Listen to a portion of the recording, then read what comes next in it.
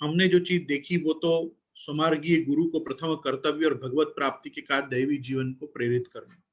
हमारा subject matter आज से जो प्रारंभ होता है वो ये प्रारंभ होता है कि 14वें श्लोक की कारिका से कैसे आज्ञा हो रही है कि प्रेमनोपदेश श्रवणात् प्रपत्ति ही प्रेम कारणम अतो मूलाभिषेको ही कार्यस्तेनास्य सेवने नहीं देह भृता शक्यम कर्मम त्यक्तुम अशेषता अतः स्वधर्माचरणम भारद्वैगुण्य मन्यथा स्वधर्माचरणम शक्त्या यधर्मात्व निवर्तनम इंद्रियाश्व विनिग्राह्य सर्वथा न त्यजेत् त्रयम् इति भागवतो धर्मः श्रीमदाचार्य सम्मत भक्तिशास्त्रानुकूल्येन स्वधर्माचरणम भवेत्।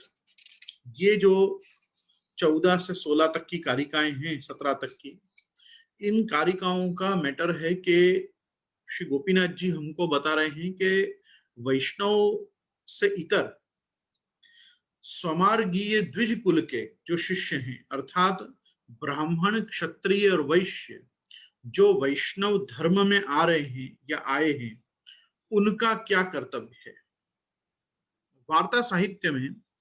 वार्ता साहित्य में आपने देखा होगा कि समस्त दैवी जीवों का लीला संबंध बताने के बाद भी प्रत्येक वैष्णव के परिचय में इस चीज को ध्यान पूर्वक रखा गया है कि ये ब्राह्मण के घर जन्मे, ये क्षत्रिय के घर जन्मे, ये एक वैश्य के घर जन्मे, सो ये पशु योनि में जन्मे। जैसे हंस हंसनी, कबूतर कबूतरनी की वार्ता अपने यहाँ 252 वैष्णव की वार्ता में आती है, तो वहां इन सब विषयों को भी सुस्पष्ट किया गया कि ये कौन सी योनि में जन्मे, कौन से वर्ण में जन्मे, कौन से आश्रम में ये रहे। तो नैष्टिक ब्रह्मचर्य अर्थात जिन्होंने आजीवन ब्रह्मचर्य का ही पालन किया, ऐसे सेवकों का भी निरूपण है।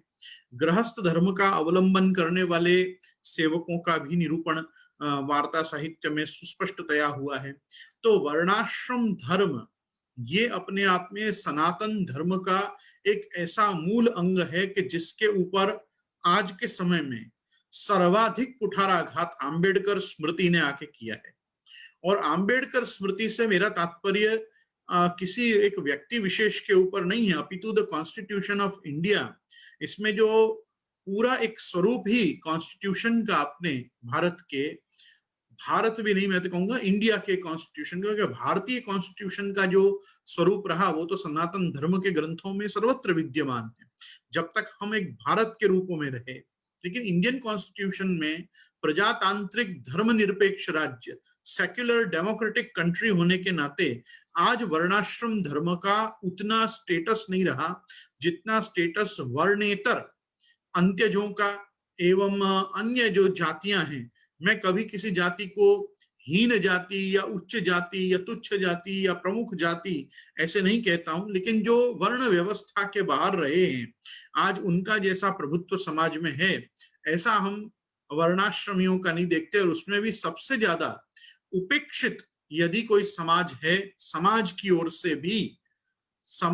ओर से मतलब इन जनरल अगर किसी की सर्वाधिक उपेक्षा हुई है तो वो ब्राह्मण समाज की हुई है। ब्राह्मण क्योंकि सर्वदा से भिक्षावृत्ति पे रहने वाला एक समाज रहा, चाहे उसने पौरोहित्य करके, अध्यापन करा के, ज्ञानोपदेश करके, कोई न कोई ढंग से वो अन्य वर्णों पे आश्रित रहने वाला समाज रहा। वो क्षत्रिय समाज पे आश्रित रहा, वो वैश्य समाज के द्वारा, ये पोषण के प्रति मैं आश्रय शब्द का प्रयोग कर रहा हूं कि जिनसे वो सुपोषित हों। तो ऐसे समय में हम देख सकते हैं कि ब्राह्मणों ने ही सबसे ज्यादा इस समय पे हानि पाई है इस प्रजातांत्रिक धर्मनिरपेक्ष राज्य के होने से। लेकिन पूर्वाचार्यों का एक सुस्पष्ट मत रहा है कि प्रत्येक संप्रदाय ने जब अपनी आचार संहिता समाज के सामने रखी तो समाज में अपनी आचार संहिता रखने के समय सबको एक सी लाठी से नहीं हाका गया, सबको एक से मार्ग में नहीं, जिसका जो मार्ग अभिष्ट था, अभिप्रेत था, जिसके लिए अनुकरणीय अनुसरणीय था, उसको वही मार्ग दिखाया गया। यहाँ पे अब ये जो 4 कारिकाएं हैं, ये चार कारिकाएं विशेष करके 4 श्लोक ये विशेष करके स्वधर्माचरण को कैसे द्विज कुल के लोग करें, अर्थात जिनका द्विजत्व कैसे है, एक वस्तु समझो, संप्रदाय में ही नहीं, सनातन धर्म में भी जन्मना जायते शूद्रः संस्कारात् द्विज उच्यते। जन्म से तो प्रत्येक व्यक्ति शूद्रवत ही पैदा होता है, लेकिन जैसे जैसे उसके संस्कार होते जाते हैं, जैसे जैसे वो षोडश संस्कारों को प्राप्त करता है, उनमें विशेष करके जब वो यज्ञोपवीत तक पहुंचता है, तो उपनीत होने के बाद, मौंजी बंद होने के बाद, ब्रह्मसूत्र और सावित्र मंत्र सुनने के बाद, जिसको हम गायत्री मंत्र कहते हैं, उसको द्विजत्व की प्राप्ति होती है। द्विज शब्द का अर्थ होता है द्वाभ्याम जायते इति द्विज, जो दो बार जन्मा है। एक बार वो माँ के गर्भ से जन्मा है और दूसरी बार वो संस्कारों से जन्मा है। तो जो संस्कारा जायते स द्विज, जो संस्कारों से भी जन्मे उसको हम द्विज कहते हैं। तो यहाँ द्विज कुल के जितने भी शिष्यगण हैं वो वैष्णव हो ना हो, लेकिन अगर वैष्णव होना भी चाहते हैं, उन्होंने यदि गुरु किया है और गुरु करने पर यदि वो शरणागत या आत्मनिवेदन, अभी यहाँ देखो सुस्पष्टतया शरणागति या आत्मनिवेदन के विषय में बात नहीं आके केवल प्रपत्ति की बात की गई है। प्रपत्ति है ना, शरणागति और आत्मनिवेदन के बराबर एक बीच की व्यवस्था है, क्योंकि प्रपन्न व्यक्ति का अर्थ होता है संपूर्ण शरणागत। संपूर्ण शरणागत एक अवस्था आत्मनिवेदित जीव की भी है, जिसने आत्मनिवेदन किया है, जिसने सर्व समर्पण किया है। तो तस्मादादौ सर्व कार्य सर्व वस्तु समर्पणम वाला या निवेद भी समर्प्यैव सर्वम कार्यम ही सिद्ध्यति इत्यादि वाक्यों में हम देख सकते हैं कि आचार्यों ने ये व्यवस्था बांधी है कि जिस व्यक्ति का भी आत्मनिवेदन या नाम निवेदन हुआ है, उससे नाम निवेदन से शरणागति और आत्मनिवेदन से आत्मनिवेदन रूपा भक्ति की भी सिद्धि उसको हो रही है। लेकिन उन सबों में मूल वस्तु जो है, जो दोनों चीजों को बराबर बैलेंस करती है या मध्य में लाती है, वो है प्रपत्ति। तो यहाँ पे प्रपत्ति के विषय में साधन दीपिका में विशेष करके गोपीनाथ जी ने प्रकाश किया है कि जो शरणागत है वो भी प्रपन्न है और जो आत्मनिवेदित है वो भी प्रपन्न है। आज भगवत गीता में अर्जुन ने सुस्पष्टतया भगवान से दोनों बातें कही हैं, शिष्यता भी स्वीकारी है और अपना शरण स्थान भी प्रभु को मानकर और सुस्पष्ट कहा है कि शिष्यस्ते हम शाधिमाम त्वाम प्रपन्नम।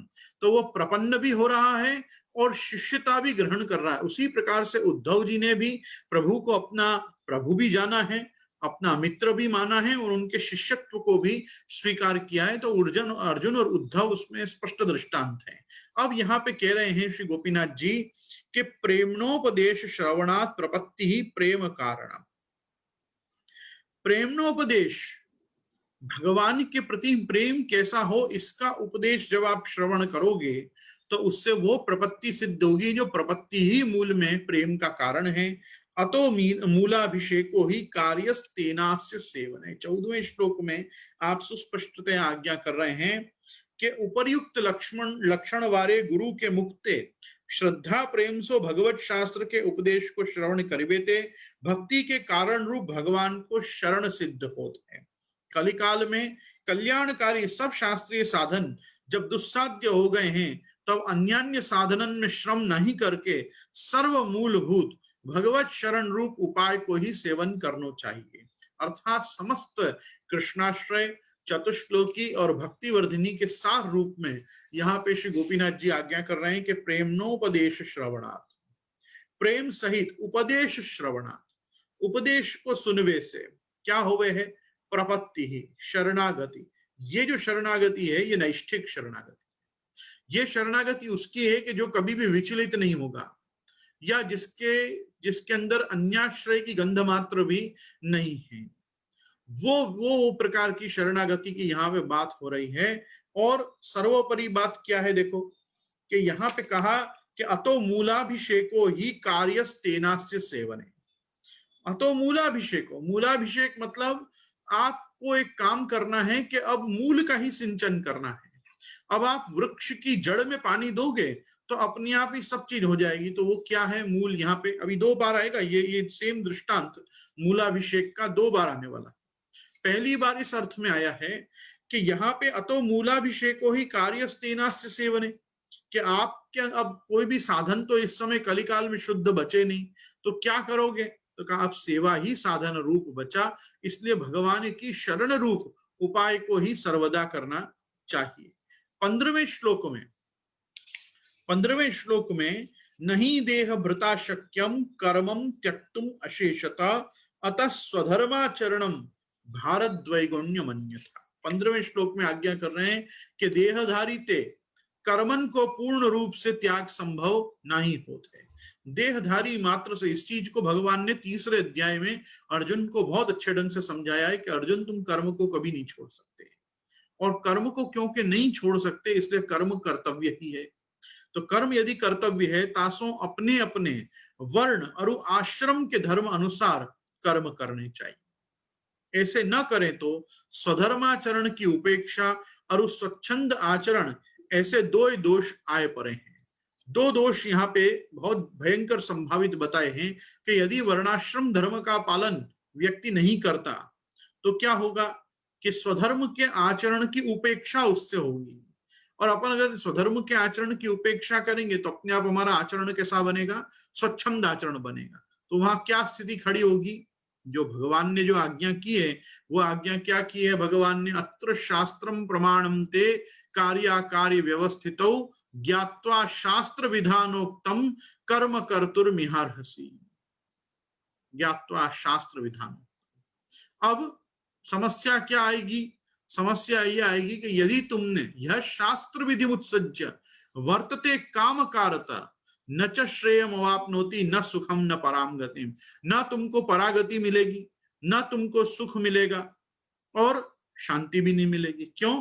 क्योंकि यह शास्त्र विधि उत्सज्य वर्तते काम कारता न च सिद्धिम अवाप्नोति, जो कार्य करना चाहोगे वो कार्य भी नहीं होगा, सुख शांति भी चली जाएगी और परलोक भी तुम्हारा बिगड़ेगा यदि तुमने स्वधर्माचरण का त्याग कर दिया। तो स्वधर्माचरण क्या है, तो उसको ही ऊपर के श्लोकों में वर्णाश्रम धर्म के रूप में बताया कि ब्राह्मण क्षत्रिय वैश्य शूद्र को अपने अपने वर्ण के अनुसार कर्म करना चाहिए।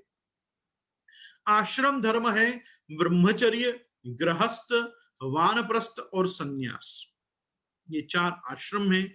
इस समय पे सन्यास आश्रम का कोई स्वरूप वास्तव में विद्यमान नहीं रह गया है कलिकाल के कारण।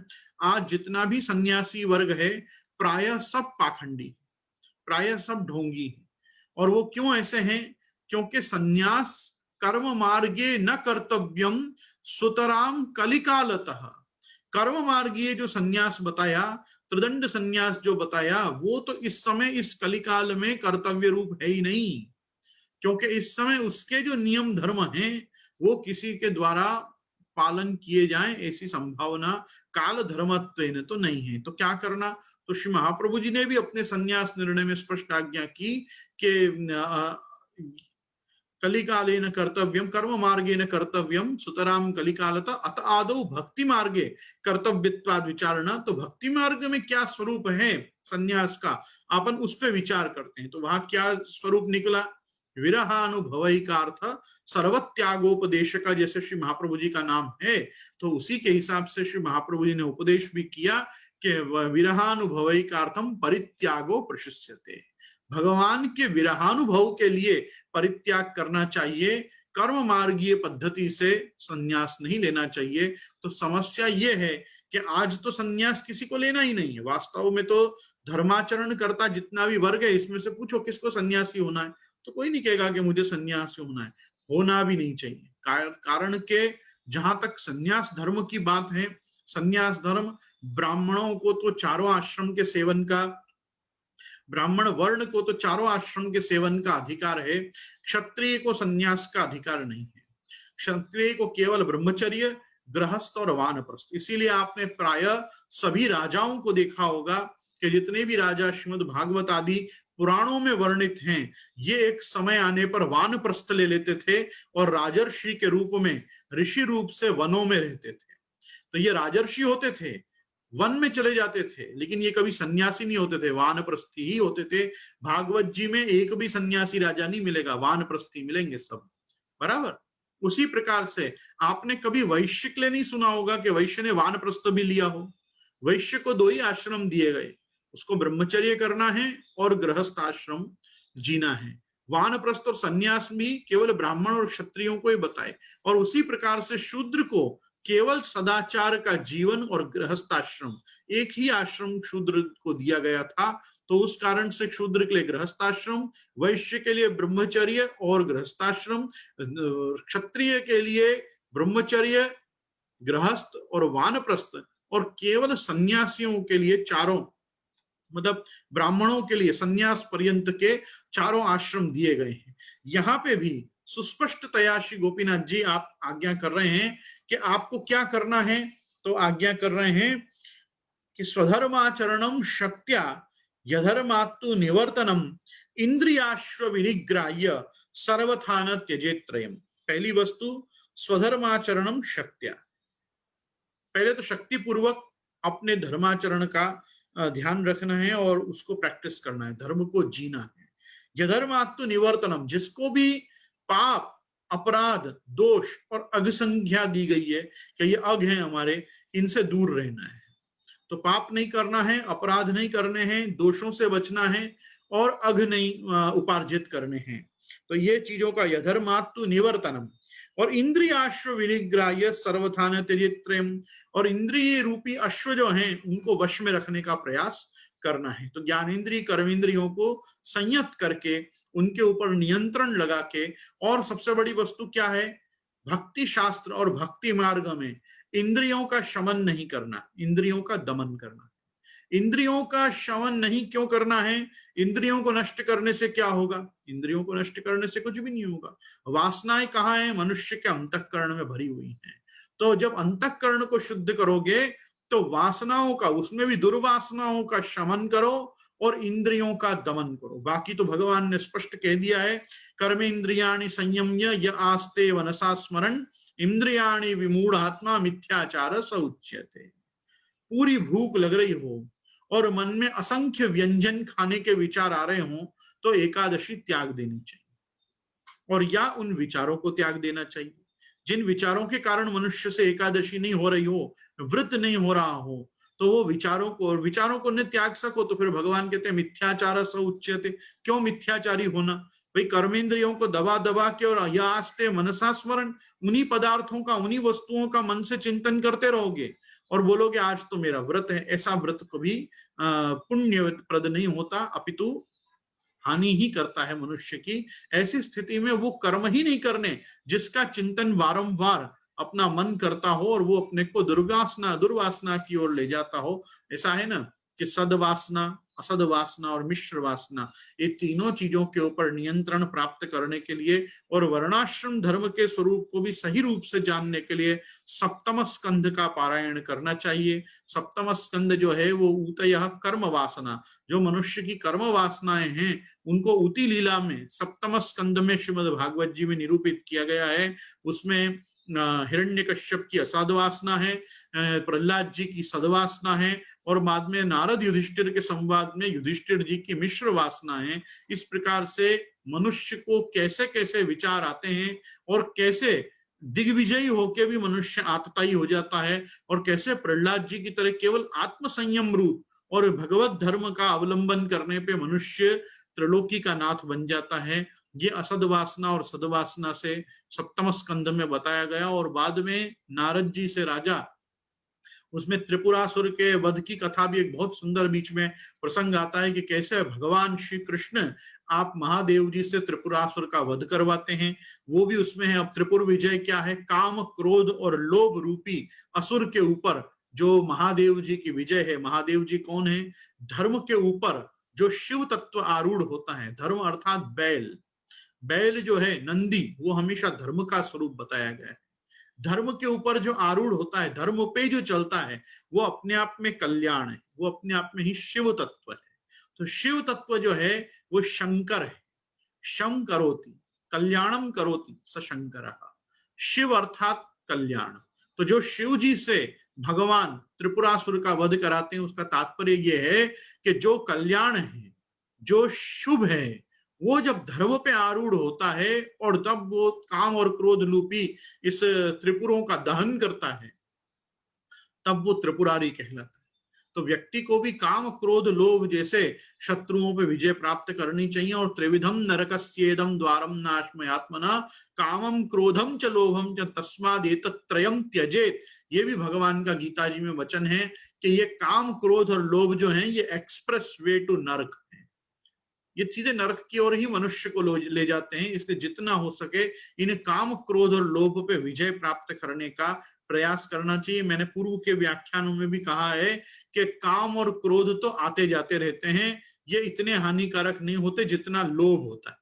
मनुष्य के अंतःकरण में एक इनबिल्ट व्यवस्था भगवान के द्वारा संस्थापित है लोभ की वृत्ति। जितना लोभी होगा उतना ज्यादा पापी होगा। अपन को लगता है ज्यादा कामी ज्यादा क्रोधी आदमी ज्यादा बड़ा पापी होता है, नहीं होता है। वो तो बेचारा आवेशी होता है, आवेश आया और गया। लेकिन जिसके अंदर लोभ होता है वो तो उसको कोई भी अंड बंड कार्यों में प्रेरित करने में सदा तत्पर किए रहता है। इसलिए इन तीनों में भी मनुष्य को लोभ से व्यवस्थित डरना चाहिए। अत्याहार प्रयासश्च प्रजल्पो नियमाग्रह जनसंगश्च लौल्यम च, लौल्यम मतलब लोभ करना, षड्भिर भक्तिर ही नश्यति, इनसे तो भक्ति नष्ट होती है। मनुष्य को भी भक्ति मार्ग में आके अति लोभी नहीं होना चाहिए, लोभ का परित्याग कर देना चाहिए। ऐसा नहीं है कि उसको हृदय में कोई इच्छा नहीं होनी चाहिए, इच्छाएं खूब हो भले, पर इसीलिए समझना चाहिए कौन सी हमारी इच्छा हमारी सद्वासना है, कौन सी हमारी इच्छा असद्वासना या दुर्वासना है, और कौन सी हमारी इच्छाएं मिश्र वासना है। यदि सद्वासना करनी है तो प्रहलाद जी जैसी करो, और मिश्र वासना के रूपों में यदि रहना है तो युधिष्ठिर जी की तरह रहो। लेकिन हिरण्यकश्यप की तरह यदि अगर तुम्हारे में असद वासना प्रवेश कर गई तो वो तो फिर ना अंदर मरेगी, ना बाहर मरेगी, ना ऊपर मरेगी, ना नीचे मरेगी, ना अस्त्र से मरेगी, ना शस्त्र से मरेगी। फिर तो उसके लिए कोई ना कोई नरसिंह को ही खंबा फाड़ के आना पड़ेगा जो तुम्हारे उस असद वासना को चीर दे। तो कहने का मेरा तात्पर्य यह है कि स्वधर्म आचरण एक ऐसी वस्तु है कि जो वर्णाश्रम धर्म के परकोटे में रहकर ही हो सकती है। यदि हम सोचें कि आज हम स्वतंत्र भारत में कोई भी प्रकार का आचरण करने के लिए स्वतंत्र हैं और हम कुछ भी करें उसमें क्या फर्क पड़ता है? फर्क तुमको नहीं पड़ता, फर्क शास्त्रों को पड़ता है, फर्क संप्रदाय को पड़ता है, फर्क संस्कृति को पड़ता है, हमारी सभ्यता को पड़ता है। हमारी पूरी आचार प्रणाली का, हमारी सभ्यता, हमारी शालीनता, हमारा आर्य धर्म, ये ऐसी वस्तु हैं कि भगवान ने अर्जुन तक को भी कह दिया कि तू ऐसे काम मत कर अर्जुन कि तुम अस्वर्ग अकीर्ति कर हो जाए। ऐसा है ना। तो मेरे कहने का तात्पर्य यह है कि भगवान के इस उपदेश से, सांख्य में भगवान ने ये बात सुस्पष्टतया अर्जुन को कही है कि तुम ये जो भी सोच रहे हो कि मैं इस समय ये युद्ध छोड़ के भाग जाऊं, ये तुम्हारे को तीनों प्रकार से दुख देगा। ये तुम्हारे को स्वर्ग से भी पतित करेगा, ये तुम्हारी कीर्ति को भी नष्ट करेगा। तो इस प्रकार का कर्म मनुष्य को नहीं विचारना चाहिए। तो उसको केवल ये प्रयास करना चाहिए कि यदि मैं क्षत्रिय हूं तो मेरे लिए क्या धर्म है, मैं अगर ब्राह्मण हूं तो मेरे लिए क्या धर्म है, यदि मैं वैश्य हूं तो मेरे लिए क्या धर्म है। देखो अगर ऐसा नहीं होता तो यहाँ पे पुष्टि मार्गीय वैष्णवों को या शरणागत या आत्मनिवेद जीव के कर्तव्य रूप में सहज श्री प्रभुचरण या प्रभुवर चरण बोले जाते कि हमारे लिए सेवा में क्या धर्म है, क्या उपदेश है। पर ये सब चीजों की आवश्यकता क्यों रखी गई है, क्यों बताया है कि स्वधर्माचरणम शक्त्या करना है, अधर्मात्तु निवर्तन करना है, इंद्रिय रूपी अश्वों को निग्रह करना है, ये सब चीजें इसलिए कही। इति भागवतो धर्मः श्रीमदाचार्य सम्मता भक्ति शास्त्रानुकूल्येन स्वधर्माचरणम भवेत। या प्रकार भागवत धर्म महाप्रभु वल्लभाचार्य को मान्य है, निज वर्णाश्रम धर्म के आचरण करवे में हूँ, भक्ति शास्त्र से अनुकूल वर्णाश्रम धर्म को आचरण करनो इतनो विशेष है। तो वर्णाश्रम धर्म का जो आचरण है वो भक्ति शास्त्रों से एक अनुकूल अंग है। वैष्णव के लिए तो अपने यहाँ कीर्तन में सुस्पष्टता आया है कि कृष्णदास पंचम वर्ण थाप थापी। वैष्णव होने के बाद तो वो पांचवा ही वर्ण है, अर्थात इन चारों वर्णों से वो परे है। लेकिन वैष्णव के भी अपने अपने एक निज धर्म है, ये देह से जुड़े हुए। तो जिस देह को अपन ने ठाकुर जी में समर्पित किया है, जिस देह को अपन ने प्रभु को निवेदित किया है, वो देह कौन से वर्ण और कौन से आश्रम में है उसके अनुसार भी वैष्णव का जीवन चलेगा। इस चीज को भी वैष्णव को नहीं भूलना चाहिए। इसलिए आज खास मैं ये समय लेकर आपको ये चीज समझाना चाह रहा हूं। अब ये 17 श्लोक होने के बाद अब निज शाखा के अनुसार, मतलब वेदों में तुम जिस शाखा में हो उस शाखा के अनुसार षोडश संस्कार, आन्निक धर्म और शौचाचार, ये जो है ये भक्ति में उपयोगी है। तीन वस्तु जो है वो बड़ी भक्ति में उपयोगी है। पहली वस्तु है षोडश संस्कार, दूसरी वस्तु है आह्निक, आह्निक कर्म मतलब दिन भर में हमें करना क्या है पूरे दिन, और तीसरी वस्तु है शौचाचार अर्थात अपरस की व्यवस्था। ये तीन वस्तु का विचार किए बिना द्विज शरीर धारण करने वाले को भक्ति मार्ग में जीवन जीना प्रारंभ नहीं करना चाहिए। इसलिए 18वें श्लोक में स्पष्ट कह रहे हैं, गर्भाधानादि संस्कार द्विजैर्मौर्जन्त संभवैः देह संशोधनीया ही हरि भावो न चान्यथा।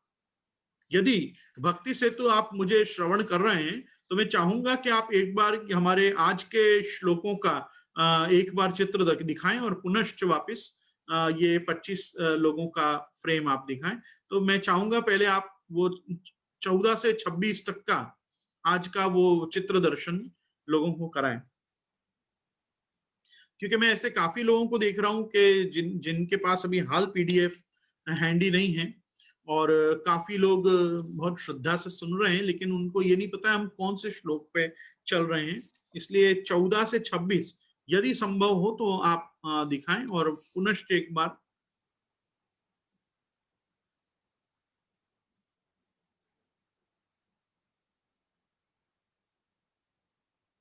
वाह,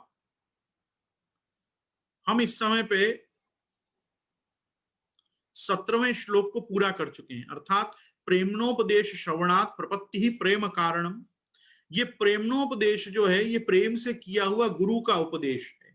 इसको श्रवण करने से प्रपत्ति ही प्रेम कारणम, प्रपत्ति जो है वो प्रेम के कारण प्रभु में दिव्य शरणागति, भगवान की अनन्य शरणागति सिद्ध होती है। अतो मूलाभिषेको ही कार्यस्तेनास्य सेवने, तो प्रभु के सेवन के लिए प्रभु को ही समग्र सनातन धर्म का मूल मान के उसमें ही जल देना चाहिए, अर्थात भगवत सेवा करने के ही संसाधन ढूंढने चाहिए। क्योंकि नहीं देह भृता शक्यम कर्मम त्यक्तुम अशेषतः, आप कोई भी कारण से कर्म का त्याग इस देह से नहीं कर सकते।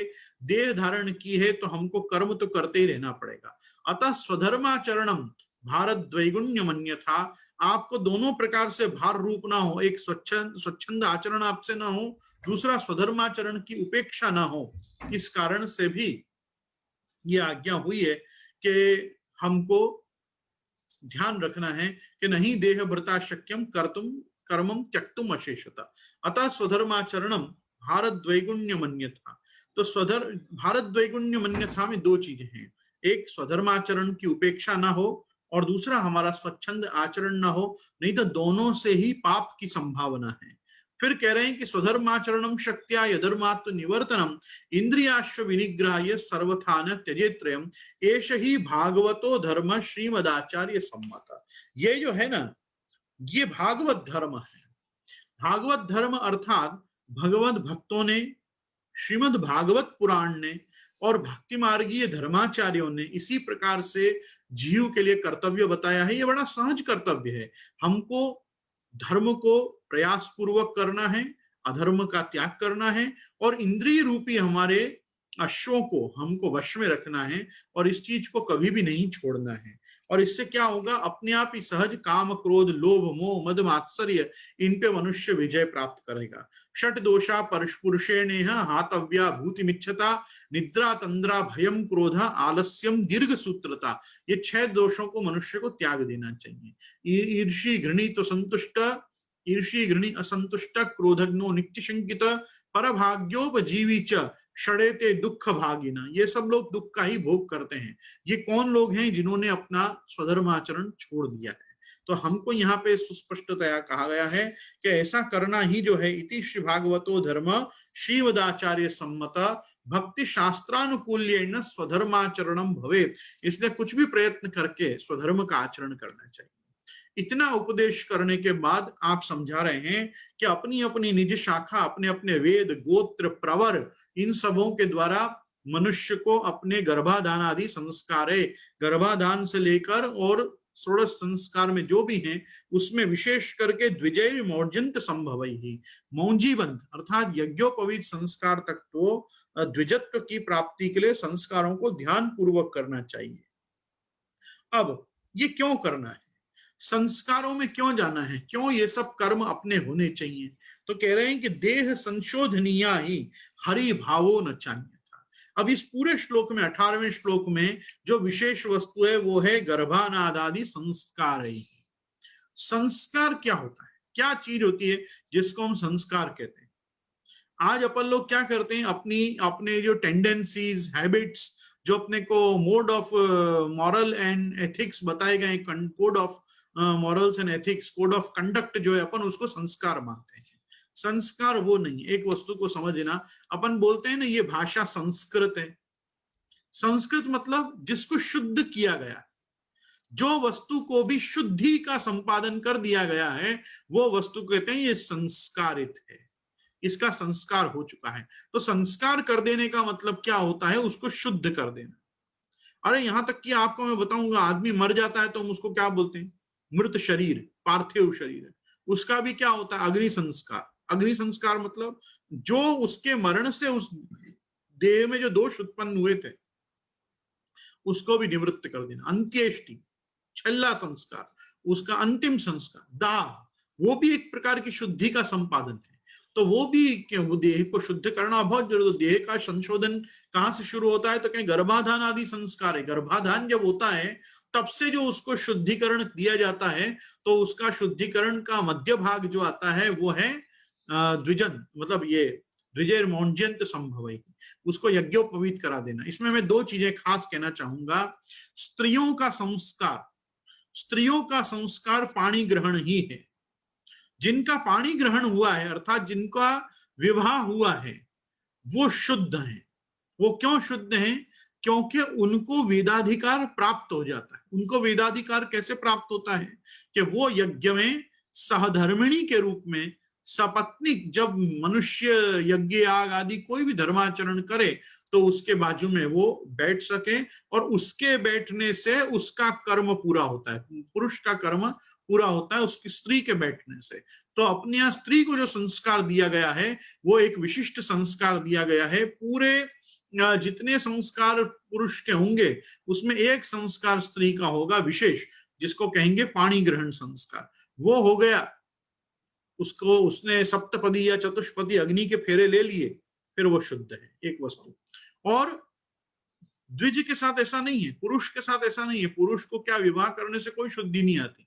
पुरुष को शुद्धि कब आती है, पुरुष शुद्ध होता है यज्ञोपवीत लेने से, गायत्री मंत्र लेने से। तो उसको गायत्री लेने पर ही शुद्धि का संपादन शास्त्र ने किया है। और उसके बाद भी आप देखोगे कि जब उसका विवाह होता है तो उसको वापिस एक और यज्ञोपवीत लेनी होती। तो एक यज्ञोपवीत 3 तार की तो वो खुद की पेरता है, और दूसरी यज्ञोपवीत 3 तार की वो अपने स्त्री की ओर से भी धारण करता है जिसका उसने वर्ण किया है। तो क्योंकि अब वो क्या होता है, मैं एक किस अर्थ में कह रहा हूं कि स्त्रियां ऐसा पूछती हैं कि हम तो इतने सारे मंगल चिन्ह धारण करते हैं, तुम कौन से चिन्ह धारण करते हो। अरे हम भी चिन्ह धारण करते हैं। जो त्रैवर्णिकों में जिनका यज्ञोपवीत होता है वो 3 तार की एक यज्ञोपवीत अपने स्त्री के नाम की भी पहनते हैं, वही हमारा मंगल सूत्र है। हमारा कोई अलग से मंगल सूत्र थोड़ी होता है, एक यज्ञोपवीत और पहनना यही हमारा मंगल सूत्र है। तो ये अब क्या है, आज तो किसी को, मैं बहुत दुख के साथ ये कहना चाहूंगा, लोगों को ये भी नहीं पता कितना यज्ञोपवीत पहनना चाहिए, कितने यज्ञोपवीत उसके स्कंध पे होने चाहिए। जैसे हमारे यहाँ है, हमारे यहाँ हम 4 यज्ञोपवीत पहनते हैं, 2 भी नहीं पहनते, 4 पहनते हैं। श्रौत स्मार्त कर्म की हम अलग पहनते हैं, तीसरी यज्ञोपवीत हम उत्तरीय के रूप में पहनते हैं, और चौथी यज्ञोपवीत जो पहनी जाती है वो वस्त्र के अभाव में कभी स्नान नहीं करना चाहिए। नग्न स्नान केवल शव का होता है, और या एकदम नवजात शिशु का होता है। तो नवजात शिशु और शव, इससे इतर मनुष्य को कभी नग्न स्नान नहीं करना चाहिए। इस कारण से भी अपने यहाँ के श्रौत स्मार्त कर्म की सिद्धि के लिए उत्तरीय के अभाव में, उत्तरीय मतलब ये उपरना, कोई भी प्रकार का उपरना या उपवस्त्र यदि ब्राह्मण ने या त्रैवर्णिकों ने नहीं पहना है तो वो बिना उपवस्त्र के जितना भी कर्म करते हैं वो सब कर्म का फल इंद्र हरण करके ले जाते हैं। पुराणों में और संहिताओं में ऐसा वर्णन है, स्मृतियों में, कि अगर किसी ने उपवस्त्र पहरे बिना कोई भी धर्म कार्य किया है तो उस सारे धर्म कार्य का जो फल है वो देवराज इंद्र हरण करके ले जाते हैं, वो उसको प्राप्त नहीं होता। इसलिए ये उत्तरीय की भी कितनी आवश्यकता है शास्त्र में, वो आप समझो। तो एक वस्तु है कि सामान्य गृहस्थ ब्राह्मण को तो कम से कम 4 यज्ञोपवीत पहननी चाहिए, क्योंकि आज जो लोग भी स्नान गृह में स्नान करते हैं, अपने शावर लेते हैं, कुछ भी लेते हैं, वो जरूर थोड़ी नीचे एक अधो वस्त्र पहन के स्नान करते हों। तो ऐसी स्थिति में उनको वो दोष लगेगा ही, कि जो नग्न स्नान का दोष है। इसलिए वो दोष ना लगे, आपका धर्म कार्य सिद्ध हो और आपको श्रौत और स्मार्त दोनों कर्मों की प्राप्ति हो, अर्थात श्रुति प्रोक्त और ऋषि प्रोक्त दोनों प्रकार के कर्म आप कर सको। इस कारण से अपने यहाँ 4 यज्ञोपवीत पहनने का विधान बताया गया है। सामान्य ब्राह्मण जितने भी हैं वो 2 भी पहनते हैं, वो भी ठीक ही है, एक उनका खुद का और एक उनके स्त्री का। मतलब जैसे जो स्मार्थ कर्म है, वो स्मार्थ कर्म का अधिकार मनुष्य को विवाह के बाद ही प्राप्त होता है। इसलिए कहा गया कि श्रौत स्मार्त कर्मानुष्ठान की सिद्धि के लिए व्यक्ति 2 यज्ञोपवीत को पहरे।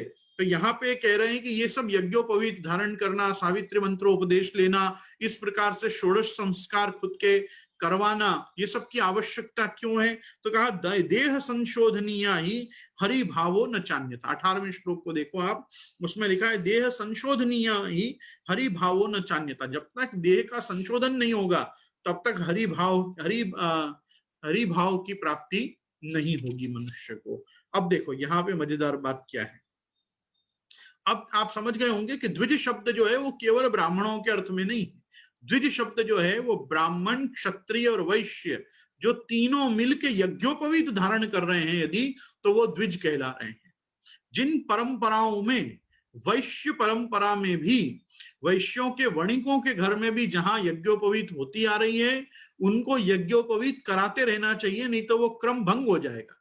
क्षत्रियों में तो विशेष करके हमारे पुष्टिमार्गीय समाजों में तो जो भी लोहाणा आदि जातियां हैं कि जो क्षत्रिय में आती हैं, उन लोगों को भी आग्रह पूर्वक यज्ञोपवीत करवाना और अपने पुष्टिमार्गीय आचार्यों से गायत्री लेना, ये क्रम को भी खंडित नहीं करना चाहिए। और अगर यज्ञोपवीत हुई है तो उनको फिर यज्ञोपवीत भी 2 कंठी के साथ सर्वदा पहननी चाहिए, यज्ञोपवीत से शून्य नहीं रहना चाहिए। तो श्रौत स्मार्त कर्म और विशेष करके उत्तरीय का अभाव और वस्त्र निर्वस्त्र स्नान ये हमसे न हो, इस कारण से यज्ञोपवीतों को खास धारण करना चाहिए। अपनी अपनी शाखा के अनुसार, अपने अपने वेद के अनुसार, रुद्र गांठ की अथवा ब्रह्म गांठ की जैसी जिसको यज्ञोपवीत प्राप्त हो वो उनको देनी चाहिए। अब बहुत एक इंपॉर्टेंट वस्तु जो खास करके एप्लीकेबल टू ऑल पुष्टि मार्गीज है, वो यहाँ 19वें श्लोक में आप श्री गोपीनाथ जी आज्ञा कर रहे हैं, शौचाचार विहीनस्य आसुरावेश संभवात। यदि तुमने शौचाचार का ध्यान नहीं रखा, यदि तुमने संशुद्धि का ध्यान नहीं रखा, यदि तुमने पवित्रता का ध्यान नहीं रखा घर में, तो क्या होगा? तो स्पष्ट कह रहे हैं आसुरावेश संभवात, आपको आसुरावेश होने की संभावना है। आसुरावेश होना मतलब क्या होता है? अपने अंदर राक्षस आ जाता है, असुर आ जाता है? ऐसा नहीं होता है। कोई के घर में, कोई के दिल में, कोई के दिमाग में राक्षस नहीं आता। आसुरावेश का मतलब होता है भगवत सन्मुखता से इतर अपने अंदर सारे विचार, वो सब जो है वो आसुरावेश है। जब भगवदावेश नहीं है तब क्या है? तब की जो नॉर्मल स्टेट ऑफ माइंड है कि जिस समय भगवान का चिंतन मनुष्य के दिल दिमाग में नहीं चल रहा है, हृदय में नहीं चल रहा है, उस समय क्या हो रहा है? उसके अंदर आसुरावेश ही है। क्योंकि जो भगवान का चिंतन करते हैं वो भगवदावेशी होते हैं, और जो भगवान के चिंतन से इतर सब चीजों का चिंतन करते हैं उनको तो समस्त वचनामृतकार और आचार्य अपने यहाँ उसको आसुरावेशी कहते हैं।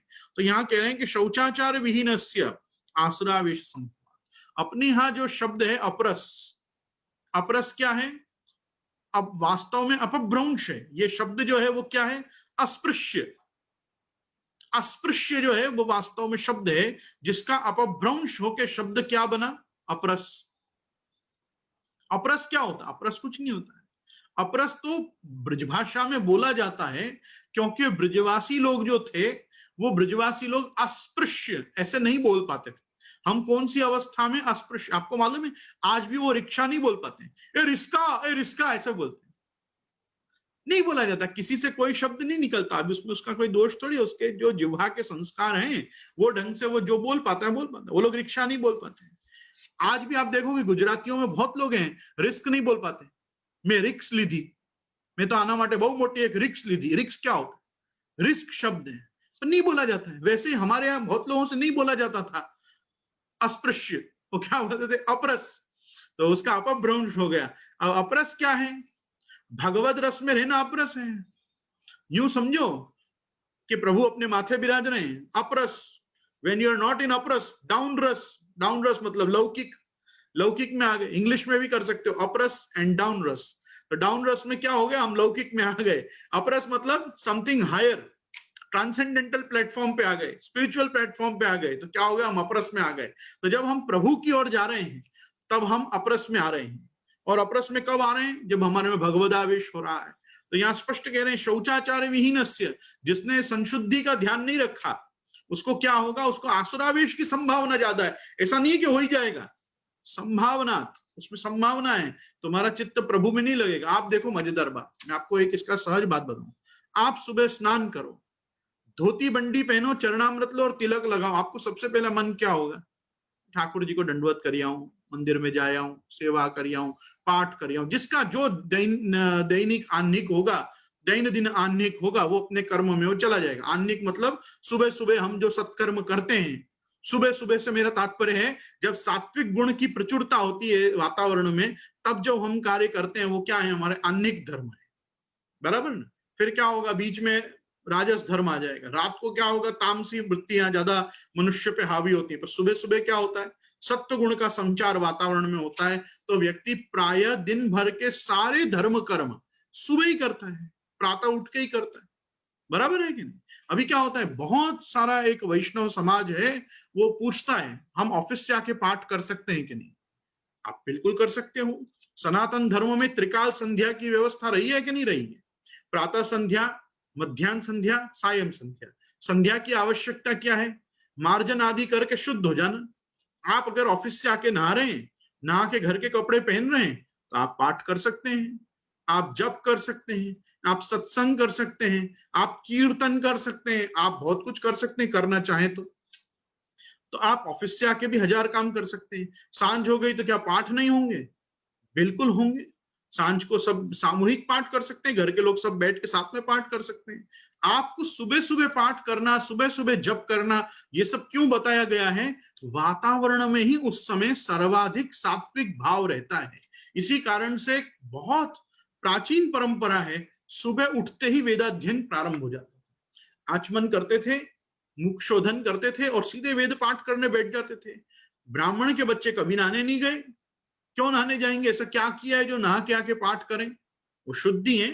रात्रि को भगवान नाम लेके सोए, भगवत ध्यान करके सोए, सत्संग करके, कीर्तन करके, आश्रय आदि के पद करके सोए, सुबह उठे, आचमन किया, मुख शोधन किया, सीधे वेद पाठ प्रारंभ कर दिए, वेदाध्ययन थोड़ा कर लिया, फिर वो अपने अपने नहाने धोने जाते थे। आज भी वेद पाठ करने वालों की यही प्रक्रिया है।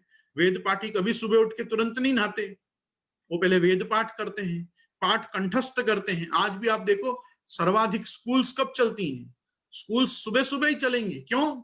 ज्ञानोपार्जन का समय ही प्रातः काल का है, भक्ति करने का समय ही प्रातः काल का है।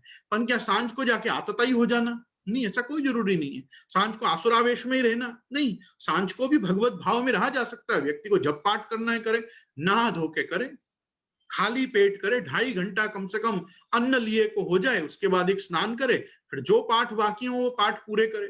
किसने रोका है? हमको खुद को सहज एक वातावरण में ही हमको सात्विकता सुबह सुबह मिलती है, इसलिए हम प्रातः काल का आग्रह रखते हैं। बाकी आप ब्राह्मणों से पूछो, कोई क्या सुबह सुबह संध्या का समय होता है क्या? नहीं। उत्तमा तारकोपेता, मध्यमा लुप्त तारका, अधमा सूर्य संहिता, प्रातः संध्या त्रिधा मता। सबसे बेस्ट संध्या कौन सी है? उत्तमा तारकोपेता, ताराओं की साक्षी में, नक्षत्र और तारागणों की साक्षी में जो ब्राह्मण सूर्य को अर्घ दे दे, वो सबसे बेस्ट संध्या है, उत्तम उत्तम प्रकार की। फिर मध्यमा लुप्त तारका, जो मध्यम संध्या कौन सी है? नक्षत्र अस्त हो गए, सूर्य उदय हुआ नहीं, तब जो तुमने संध्या की, मध्यम कोटि की। और अधमा सूर्य संहिता, अगर सूर्योदय होने के बाद प्रातः संध्या की तो वो संध्या तो अधम कोटि की शास्त्र ने मानी, बहुत बेकार संध्या तुमने की। आज भी आप देखो हमारे यहाँ सातों निधि और श्रीनाथ जी सारे जो संप्रदाय के मूल ग्रह हैं वो सब देखो सूर्योदय के पहले जागते हैं। ठाकुर जी कभी सूर्योदय के बाद अपने यहाँ नहीं जागते पुष्टि मार्ग में। पुष्टि मार्गीय वैष्णव अपने घर में जो लाड़ लड़ाए सो लीला ठाकुर जी की, लेकिन वास्तविकता तो यह है कि ठाकुर जी कब जागते हैं? 5 साढ़े 5 के शंखनाद सब जगह हैं। 5 साढ़े 5 बजे भारत में कौन सी जगह सूर्योदय होता है? कहीं सूर्योदय नहीं होता। उत्तमा तारकोपेता, मध्यमा लुप्त तारका, अधमा सूर्य संहिता, प्रातः संध्या त्रिधामता। ठाकुर जी भी अपने यहाँ सूर्योदय से पूर्व जग जाते हैं। अनायुष्यम दिवा स्वापम तथा भ्युदित चाहिता, आयुर्वेद का नियम है दिन में सोना और सूर्योदय के समय निद्रा लेना, यह आयुष्य को हानि करता है।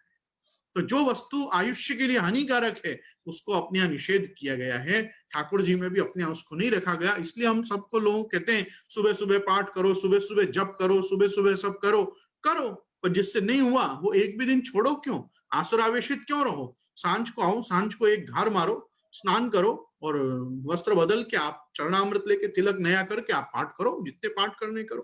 कहने का तात्पर्य है, और मैं खास करके ब्राह्मणों के लिए और जितने भी यहाँ द्विज मेरे को श्रवण कर रहे हैं मैं उन सबको ये कहना चाहूंगा, उत्तमा सूर्य संहिता, मध्यमा लुप्त भास्करा, अधमा तारकोपेता, सायं संध्या त्रिधामता। जैसे प्रातः संध्या का नियम है उससे बिल्कुल उल्टा नियम सायं संध्या का है। सायं संध्या उत्तमा सूर्य संहिता, सूर्य की साक्षी में सायं संध्या हो जाए वो सबसे उत्तम। मध्यमा लुप्त भास्करा, जब भास्कर अर्थात सूर्य नारायण चले जाएं अस्ताचल की ओर तब जो आदमी संध्या करे सायं काल में वो मध्यमा। और अधमा तारकोपिता, रात को ताराएं दिखने लग गए उसके बाद सायं संध्या कर रहा है, तो कहा कि ये तो बिल्कुल बेकार है। अधमा तारकोपेता सायं संध्या त्रिधामता। तो सायं संध्या का भी निर्णय दिया गया है, प्रातः संध्या का भी निर्णय दिया गया, क्योंकि यहाँ बात विशेष करके द्विज कुल के लोगों के लिए चल रही है, इसलिए मैं खास ये बात कहना चाहूंगा। और वैष्णवों को तो मैं ये कहना चाहूंगा, जब भी आपके भोजन को, आपके अन्न ग्रहण किए को 2 से 2.5 घंटा व्यतीत हो जाए, एक आध बार शौच जाना हो तो शौच जाके स्नान करके आप चरणामृत लेके आप सांझ को भी अपने सारे रह गए हुए भजन पाठ जप आदि सब कर सकते हो। हाँ, एक अपने यहाँ बहुत सुंदर नियम प्राचीन काल से परंपरा सुनते आ रहे हैं, सांझ को श्रीमद् भागवत जी का पाठ नहीं होता। वो भी भागवत जी का पाठ कौन सा नहीं होता? जो भागवत जी हमारी वर्ष भर में चल रही हो, जो लीला क्रम से प्रति अध्याय पर अध्याय, अध्याय पर अध्याय हम पाठ कर रहे हो, वो भागवत जी का पाठ हमको सूर्य साक्षी में करना चाहिए। इसका क्यों कारण ऐसा है? क्योंकि केवल सामवेद एक ऐसा वेद है कि जिसको सूर्य साक्षी में पाठ नहीं होता। सामवेद का जो सामगान होता है, बृहत और रथंतर जैसी श्रुतियों को जो गाया जाता है, इन ऋचाओं को, उनको सूर्योदय से पहले गाया जाता है। सामवेद को सूर्य का श्राप होने से सामवेद का पाठ सूर्य साक्षी में नहीं किया जाता। तो जैसे सामगान नहीं किया जाता, वैसे ही हमारे यहाँ वेदवत श्रीमद् भागवत जी का पाठ भी, क्योंकि आप निगम कल्प तरोर गलितम फलम है और सुख मुखाद अमृत द्रव्य संयुतम है। तो जो पिबत भागवतम रसमालयम कहा गया है, वो पिबत भागवतम रसमालयम सूर्य साक्षी में होना चाहिए, क्योंकि वो भी एक सेवा का अंग है। वो भगवान के नामात्मक स्वरूप की, पुराण पुरुषोत्तम की सेवा है कि अपन उनका स्वाध्याय यज्ञ करें अर्थात पाठ करें। तो वो स्वाध्याय यज्ञ जो श्रीमद् भागवत जी का हो वो जितना हो सके सूर्य साक्षी में हो। भागवत जी का पाठ अन्न लिए पहले हो, पूरा पूरा भोजन करके भागवत पाठ करने नहीं बैठना चाहिए। अर्थावगाहन एक और चीज है, भागवत जी का अर्थ वाचना हो। अर्थ वाचना सत्संग का प्रकार है, वो आप सांझ को कर सकते हो, रात्रि को भी कर सकते हो। रात्रि को आप भागवत जी के अध्यायों को वाच के सो, इससे बेटर तो कुछ है ही नहीं। तो आप वो वार्ताएं करो, वार्ता वचनामृतों का आप पारायण करो, उनके साथ स्वाध्याय आप श्रीमद् भागवत जी के भी जो सुबह पाठ किए हैं अध्याय, उनका अर्थ रात्रि को देखो, ये तो बहुत सुंदर एक प्रक्रिया बनेगी। तो पाठ आदि करने के लिए मेरा खाली इतना कहना है यहाँ सभी को कि आप सांझ को अपने सारे स्तोत्र पाठ आदि कर सकते हो। पुनश्च मैं एक बार कहना चाहूंगा कि अपने यहाँ की पुष्टि मार्गी गायत्री सर्वोत्तम जी को बताया गया है।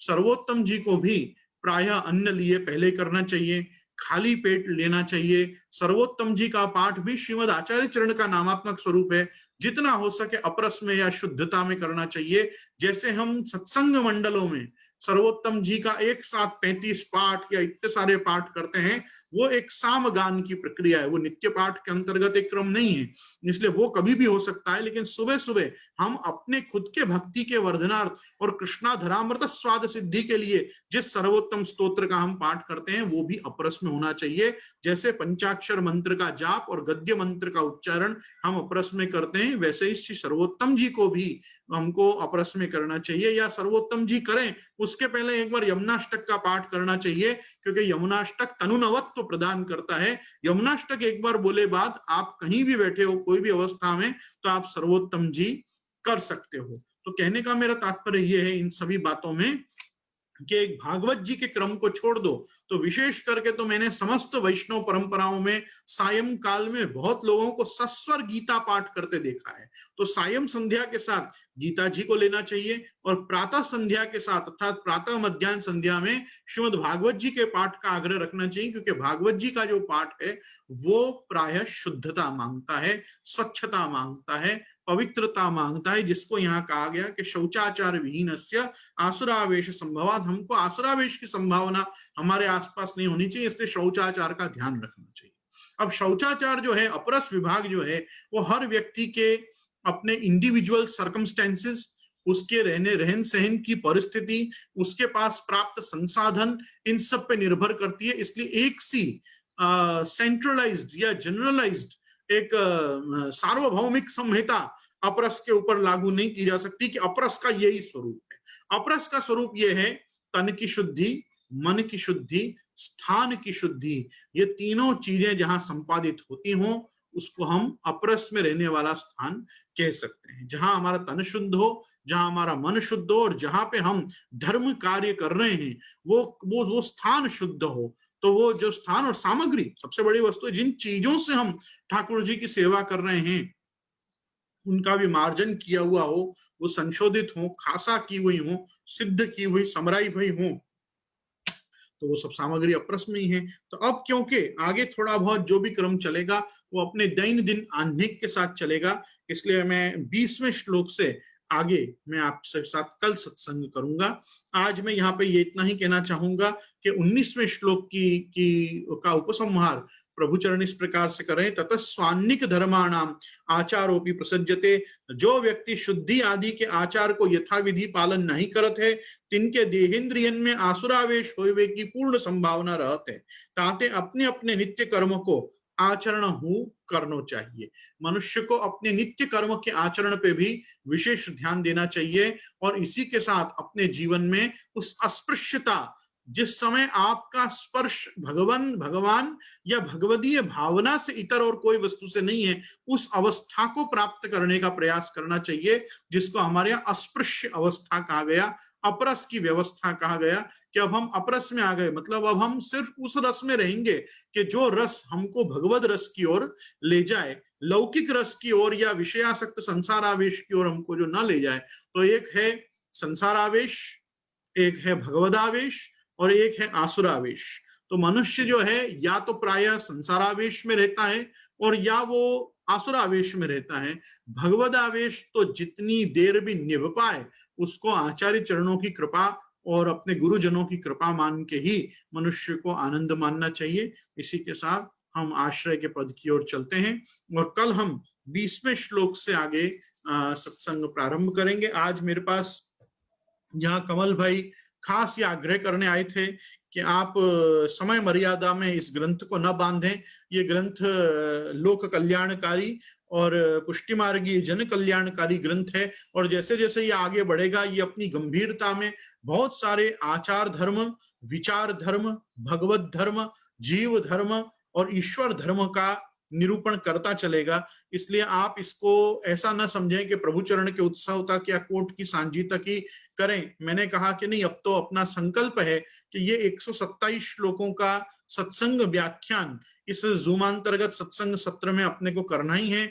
तो अधिक मास में भी जहां तक हम इस ग्रंथ को संपूर्णता की ओर ले जा पाएंगे हम इसको ये क्रम से करते रहेंगे। हमारा लक्ष्य है कि हम पूरी साधन दीपिका को एक बार लोगों तक पहुंचाएं, क्योंकि मैं आज भी इस चीज का बड़ा अभाव देखता हूं कि आप पुष्टि मार्गीय वचनामृत साहित्य में इस समय के जो भी सोशल मीडिया पे उपलब्ध हैं, आप उनमें देखोगे तो बहुत कम आचार्यों के साधन दीपिका पे वचनामृत मिलते हैं। अन्य तो बहुत से षोडश ग्रंथ आदि बहुत से ग्रंथ हैं कि जिन पे आचार्य इस समय के सांप्रत समय के सभी आचार्य खूब प्रकाश करते ही हैं और अपने आशीर्वचनों से वचनामृतों से समाज को अनुग्रहित करते हैं, लेकिन साधन दीपिका को प्राय जल्दी से कोई स्पर्श नहीं करता। तो प्रभुवर चरण, ज्येष्ठ प्रभु चरण श्री गोपीनाथ जी की कृपा से उनके उत्सव के ही इन दिनों में अपन ने जो ये क्रम प्रारंभ किया है, तो मैं चाहूंगा कि श्री गोपीनाथ जी अपने ऊपर कृपा करें